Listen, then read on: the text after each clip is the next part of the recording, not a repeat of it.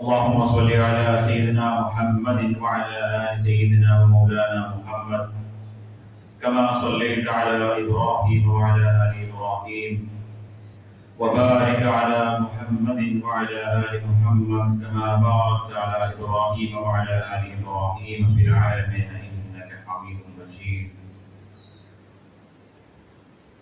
أيها الناس أوصيكم وإياي أولا بتقوى الله كما قال تعالى في القرآن المجيد: أعوذ بالله من الشيطان الرجيم. يا أيها الذين آمنوا اتقوا الله حق تقاته ولا تموتن إلا وأنتم مسلمون. صدق الله مولانا العظيم. رب اشرح لي صدري ويسر لي امري واحلل عقدة من لساني يفقهوا قولي.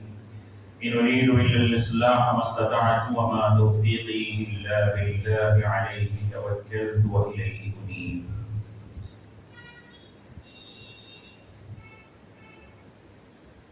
My dear brothers and sisters, may Allah bless us all and may Allah keep us in taqwa in this entire life and make us enter best of the paradise He has destined for the mankind. I have been thinking about, as a Muslim living in this country where we are a minority, what is the virtue that we will be having,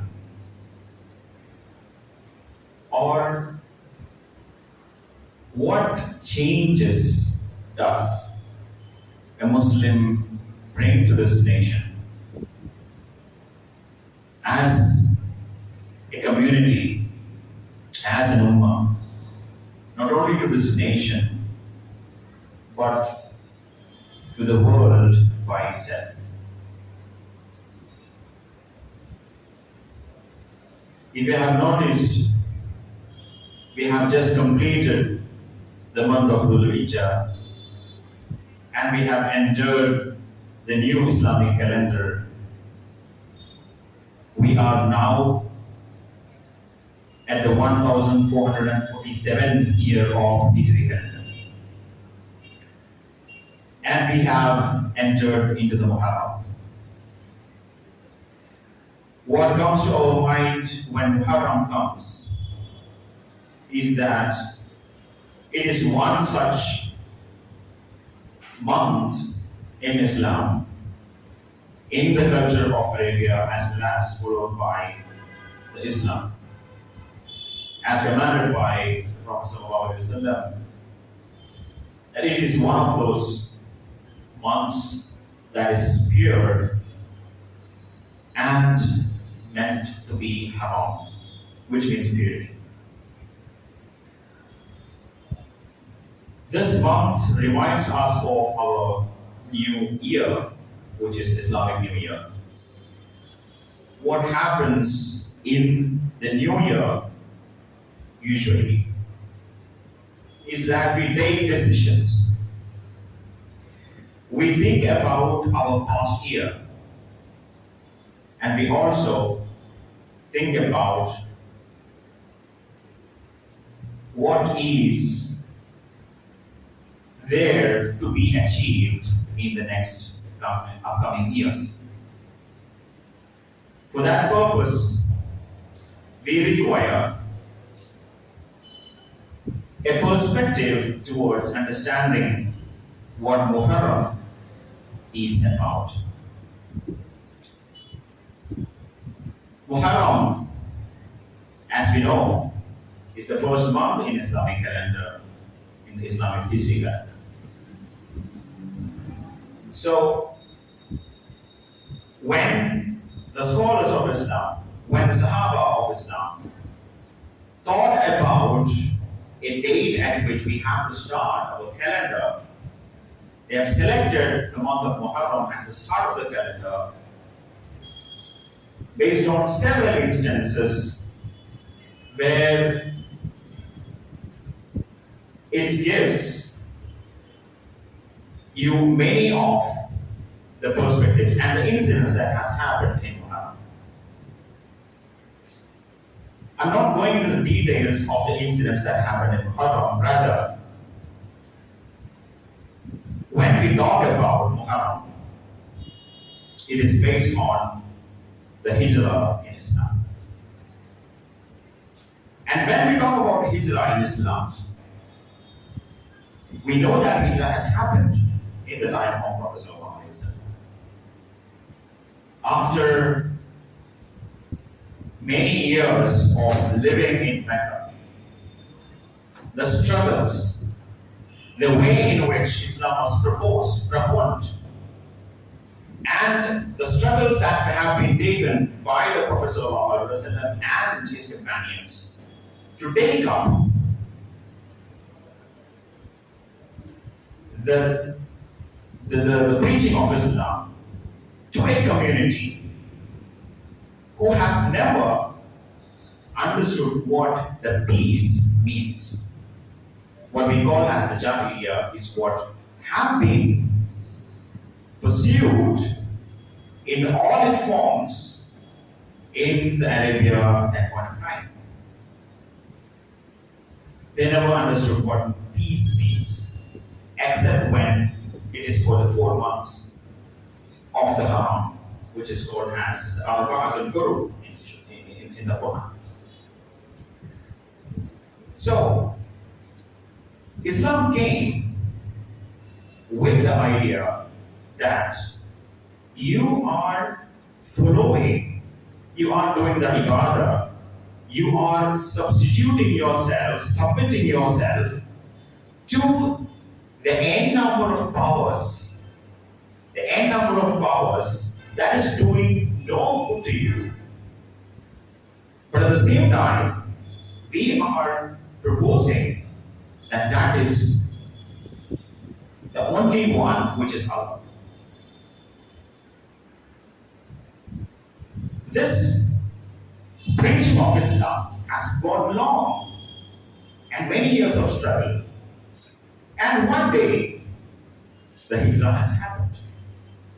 But if you think about Hijrah, it is not an incident that has happened over the night. Hijrah was a plan. Hijrah was a plan that has been executed in the time of Rasulullah by the command of Allah. It was a strategic move in the history of Islam, especially when the time has come that we have to move forward. So if you look at the Quran, most of the surahs which is depicted as the Makki surah, what do you mean by the Makki surah? Makki surah means it is revealed, the surahs which is revealed before the Hijrah. It is not whether it is revealed inside Makkah or outside Makkah or it is revealed in Medina. No. That clear distinction comes when it was revealed. It was about time. So before Hijrah and after Hijrah. And if you look at the surahs, the chapters in the Quran, all those surah, which is known as the Makki surah, will be focusing mostly on the environment that we have to create for prospering the hearts, the iman, to make the Sahaba strong enough to believe in the one God Allah and to believe and sustain in the preaching of the Islam. All the Makki surahs, you can see that they will be talking about the Akhirah, they will be talking about Risala, they will be talking about Wahdaniyat of Allah, etc., etc. But these ideas are important so that the Iman is staying firm in the minds of the Sahaba, which is basically very necessary when we are talking about preaching Islam. So, if you remember, it was the house of Yasir when the Sahaba was sitting and nobody was, they cannot talk about Islam in open, in the public, no. They cannot preach about Islam in the public, they will be beaten. But there will be strategic moves which is happening inside this community. They'll be gathering some places, they'll be talking about Islam, they'll be preaching Islam, many of them joined. But we should not understand that move, that period of time as a weak period for Islam. If you remember, everything is possible for Allah, right? Everything is possible for Allah. Even you think about the Hijrah, some riwayats or some testimonials about Hijrah or some perspectives that we look at the Hijrah is that Islam became weak and they had to travel somewhere else. They had to migrate to some other place. When we talk about migration in the usual scenarios, that is what we talk about, right? How are the people from the Rohingya people coming to India? For example, because they are beaten, there is violence, and they have become weak. They have to travel from one place to another. So this is one set of, or one objective, or one way in which the migration happens. Hijrah happens.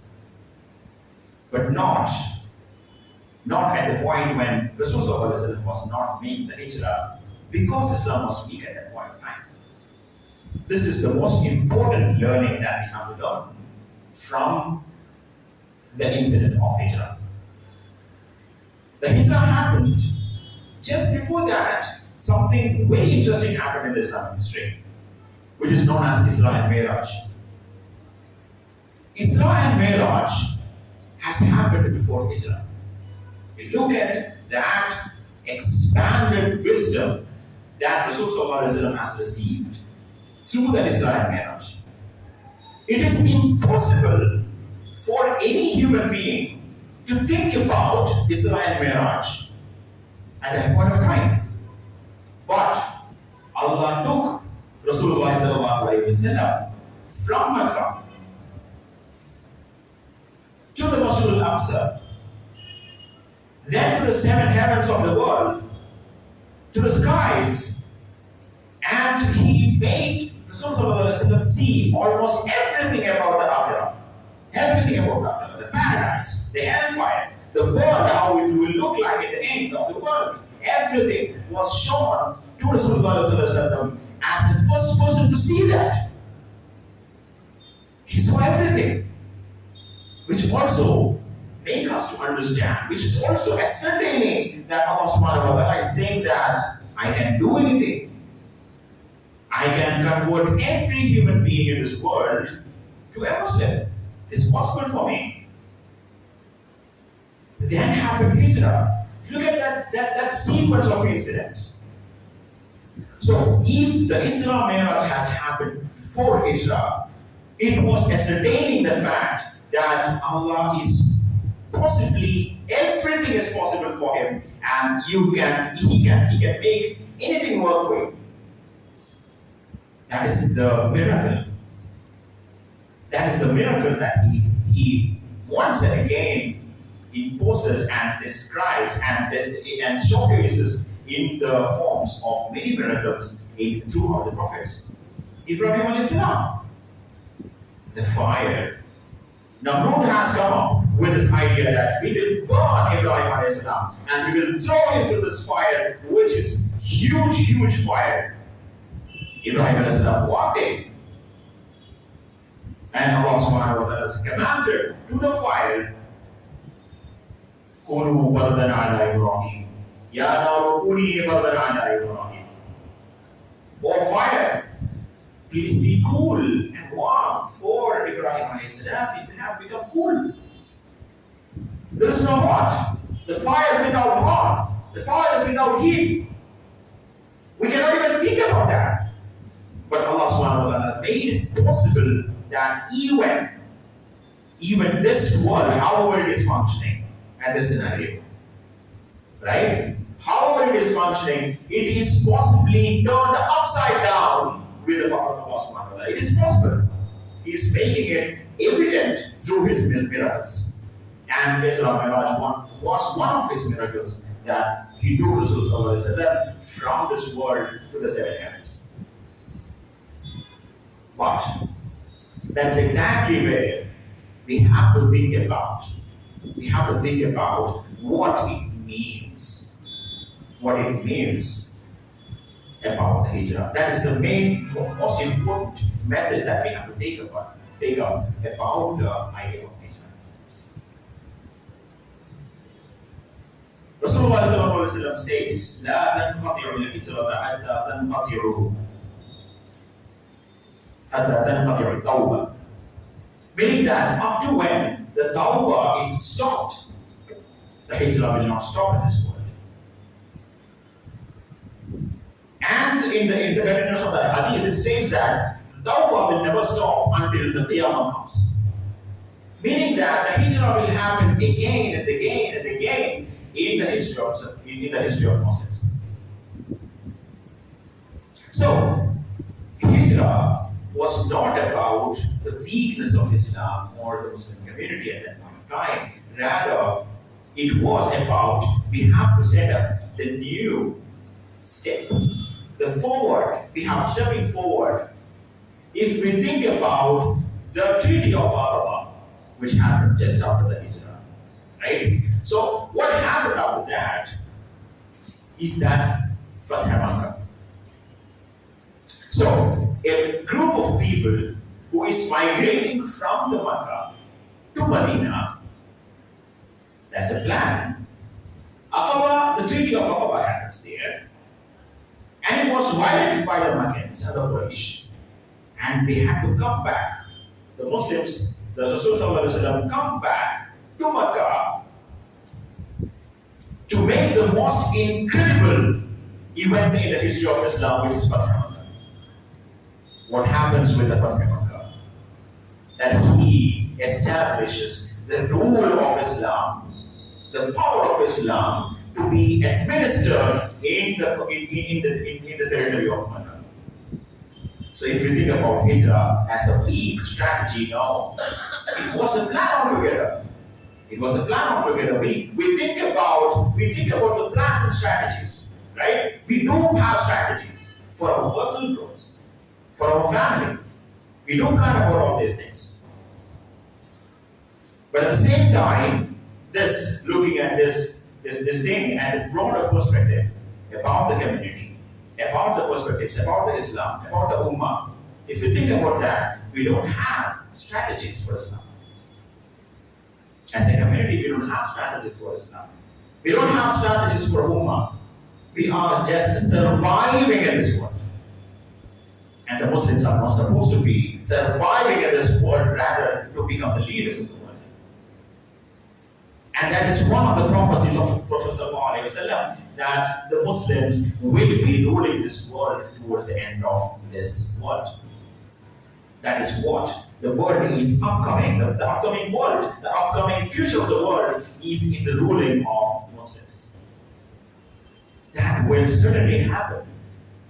The question here is, as Ibn Khaldun asks in his Muqaddimah, he suggests that every time, now and then, there is, if you have learned business cycles, then there is something called the troughs and the ups, the recession and the booms.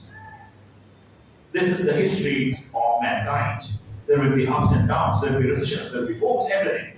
That is similar. The history of Islam is always having this kind of a scenario. There will be a cycle. They will be having a bad time. They will be having a good time as well. The history ends when the Muslim is having a good time. The question is always what is my role in making this ummah grow into that boom? What is my role in that? So if you don't have a role, then we have to start thinking about it. If you don't have a strategy about the Ummah, if you don't have a goal about this Ummah, then we have to start thinking about it. Where can we start thinking about it? How can we start thinking about it? Think about the genocide that is happening in front of us. If you think about the genocide and the symbols of that, the symbols of Palestinians who are surviving this genocide, one of the symbols that they are carrying is a key. Have you ever thought of the symbol? Why the key is important? They have several symbols of this resistance. If you have noted, there is watermelon as a resistance. There is the olive leaves, that is one of the symbols of resistance. They have this key. If you think about the key, what is this about? What is this key about? The key they are holding back is the key of their own homeland. They believe that we will be coming back to this place, ruling this place, owning this place, we will be sustaining in this place, and that is the symbol of this key.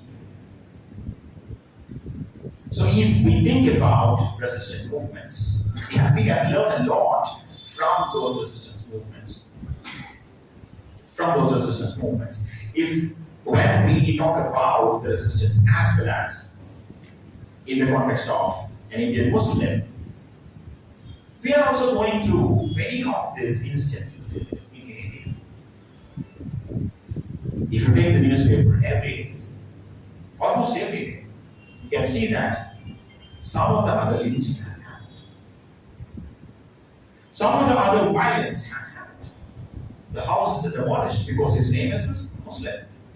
He's a Muslim, his house is demolished. A community has been evaporated, has been wiped out from the places, notifying that it is illegal. This is happening in India. Not happen to my family again does not mean that we are rightfully staying here. Does not mean that. It only is an indication that somewhere it is happening. In no time, it will be knocking at my door. It will be knocking at my door. If you don't know that, if you don't realize that, and if you don't have plans to make this the other way, then we are not following the footsteps of Rasulullah. When I talk about the strategy that Rasulullah has talked about, how did this hijrah happen? On the night when Rasulullah is making the hijrah, he's moving to Medina along with Abu Bakr radhiyallahu anhu. He made Ali radhiyallahu anhu lie on his bed and Prophet's bed. And the Quraysh came and they believed that Rasul is sleeping here. So he's gone nowhere. They can catch him easily. And at that point, they waited. They waited until morning when the Rasul will wake up. And when it was Fajr, it was Ali there. Don't you think that's a strategy? Rasulullah at that point has traveled a long way, keeping Ali sitting on that, lying on his bed. There is a usual route that is carried out, that is taken by the people to travel to Medina. He took the other way.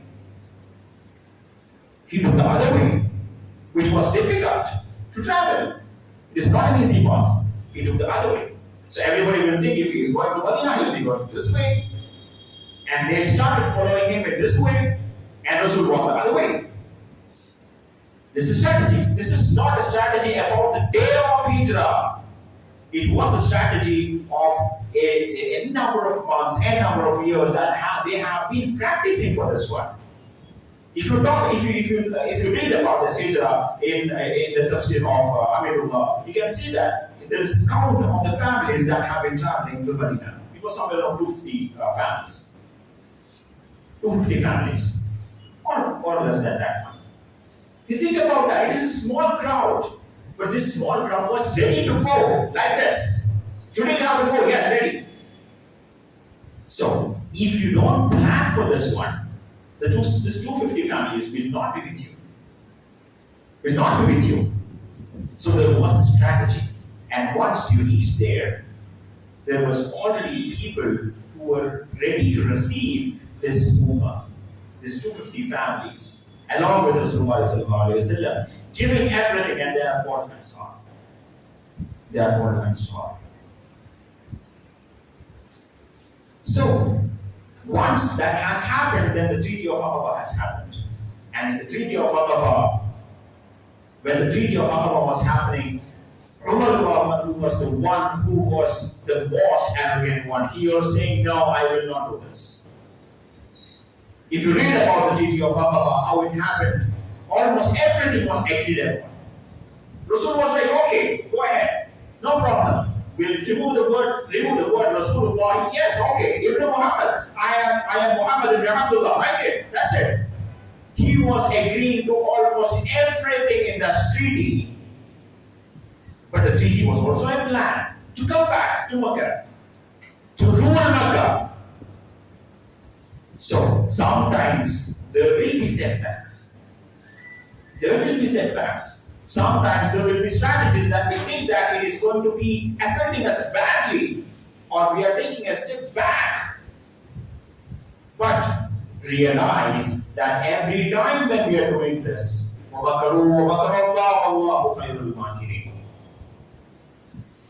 you will prepare some strategies. Allah subhanahu wa ta'ala is talking about the enemies of Allah, enemies of the deen. They will have strategies, they will have plans. And Allah has a plan. And Allah's plan is the most successful one, and it is the best of the plans. He is the best of the plans. So for the Ummah, as the youngsters, many of those sitting here are the young ones. I'm glad to see that. And many of these young, and that is something that is recordedly true about the Indian Muslim community, that we have a huge youth base compared to any other communities in this country. The youth for this ummah, which is an asset for this ummah, is much larger than the proportionate population of youth in any other communities. And this youth is the one who will be leading this community in another few years. And this youth should be talking about, thinking about, delving into deep discussions and learning more and more about how can we take this ummah into the next step, as Rasulullah was taking Islam from the private preaching of Islam to the public preaching of Islam, from migrating from the Mecca to Medina and coming back to Mecca to rule Mecca. And that is the strategy that he was having with Rasulullah. And what we think about this ummah, if you think about this ummah, then that is what it is going to happen about this ummah. But if you don't think about it, then the destiny will lead whatever ways it is to be. I am ending this speech at this note. Allah subhanahu wa ta'ala, may Allah guide us all to prepare for the best of this ummah and to make us more in the belief and in the firm belief of Islam. And Allah subhanahu wa ta'ala, may Allah guide us all and benefit us from the speeches and khutbah.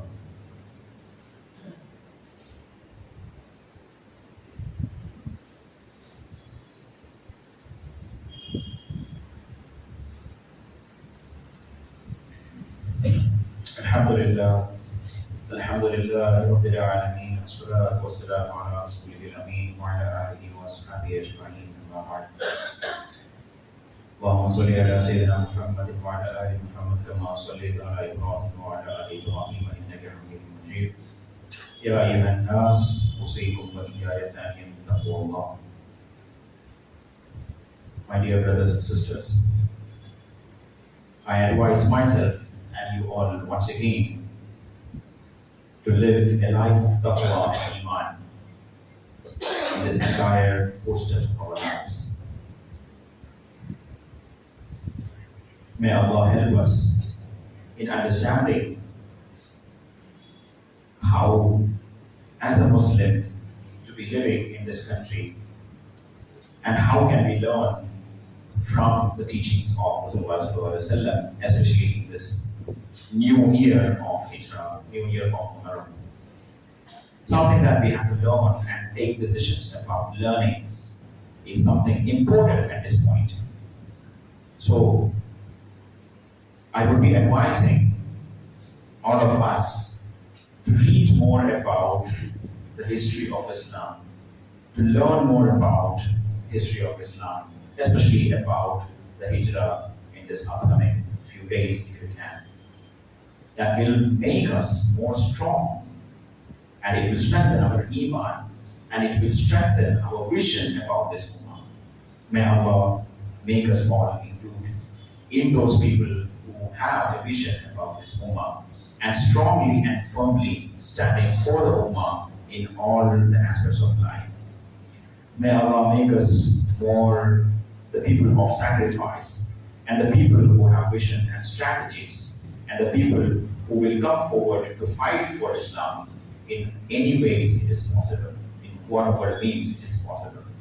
May Allah make us understand the words of Quran, the meaning of Quran, and make us the people who will be practicing that in the life of ourselves. May Allah make us follow the footsteps of Rasulullah sallallahu alaihi wasallam in our entire life, and make the people who are surrounded by us also learn and understand about this way of Islam and move forward. اللهم ربنا آتنا في الدنيا حسنة وفي الآخرة حسنة وقنا عذاب النار. اللهم ربنا زدنا علما وحلما وفقها وأدبا وإيمانا كاملا يا رب العالمين. اللهم اغفر لنا ولوالدينا رب ارحمهم كما ربونا صغارا. اللهم اغفر لنا ولوالدينا رب ارحمهم كما ربونا صغارا. اللهم اغفر لنا ذنوبنا يا رب العالمين. اللهم اغفر للمؤمنين والمؤمنات والمسلمين والمسلمات والأحياء منهم والأموات إنك مجيب الدعوات يا قاضي الحاجات. اللهم ربنا تقبل منا صلاتنا وصيامنا وركوعنا وسجودنا وصالح أعمالنا يا رب العالمين. اللهم اعتقنا من النار وادخلنا الجنة يا رب العالمين. اللهم اعتقنا من النار وادخلنا الجنة يا رب العالمين. اللهم اعتقنا من النار وادخلنا الجنة يا رب العالمين. اللهم لا تسلط علينا من لا يرحمنا ولا يخافك فينا. اللهم لا تسلط علينا من لا يرحمنا ولا يخافك فينا. اللهم لا تسلط علينا من لا يرحمنا ولا يخافك فينا. اللهم انصر الإسلام والمسلمين. اللهم انصر المسلمين في غزة. اللهم انصر المسلمين في الهند. اللهم انصر المسلمين في كل مكان. اللهم انصر المسلمين في كل مكان. اللهم أعز الإسلام والمسلمين وأذل الشرك والمشركين وأذل الكفر والكافرين وأذل النفاق والمنافقين. اللهم ربنا آتنا في الدنيا حسنة وفي الآخرة حسنة وقنا عذاب النار. اللهم ربنا تقبل منا صلاة. اللهم ربنا تقبل منا إنك أنت السميع العليم، وتب علينا إنك أنت التواب الرحيم. فاغفر لنا يا غافر المذنبين، وارحمنا بأنواع رحمتك يا أرحم الراحمين. وصلى الله تعالى وسلم على خير خلقه سيدنا محمد وعلى آله وصحبه وسلم. سبحانك ربك رب العزة عما يصفون، وسلام على المرسلين، والحمد لله رب العالمين.